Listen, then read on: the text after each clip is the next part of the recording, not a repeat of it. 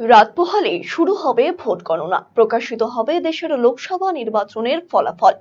দিল্লির মসনদে কে বসছে, কোন দলের হাতে থাকবে দেশের শাসন ক্ষমতা, তার উত্তর মিলবে ৪ঠা জুন অর্থাৎ মঙ্গলবার।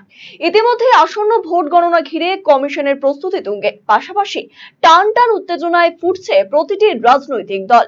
ভোটের ফলাফল বেরোনোর সাথে সাথে জয়ী দলের পক্ষ থেকে শুরু হবে বিজয় উৎসব। অকাল হোলি উৎসবে ভাসবে গোটা দেশ। সে কারণে ৪ঠা জুন বাড়বে আবিরের চাহিদা। সেই অনুসারে রায়গঞ্জ শহরের বাজারে আবিরের ছড়াছড়ি।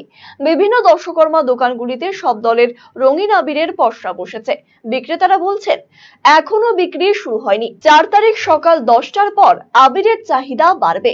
যে দল জয়ের ব্যাপারে নিশ্চিত হবে তারা দোকানে এসে প্রচুর আবির ক্রয় করবেন বলেই আশাবাদী বিক্রেতারা।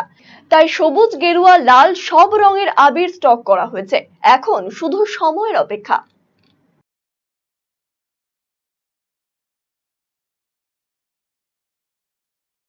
আমাদের কালকে হচ্ছে ভোট গণনা।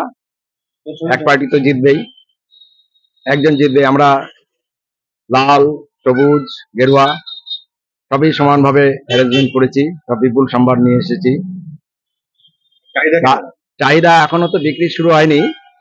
কালকে মোটামুটি বেলা 10টা 11টার পর থেকে বোঝা যাবে কোনটা বেশি বিক্রি হবে।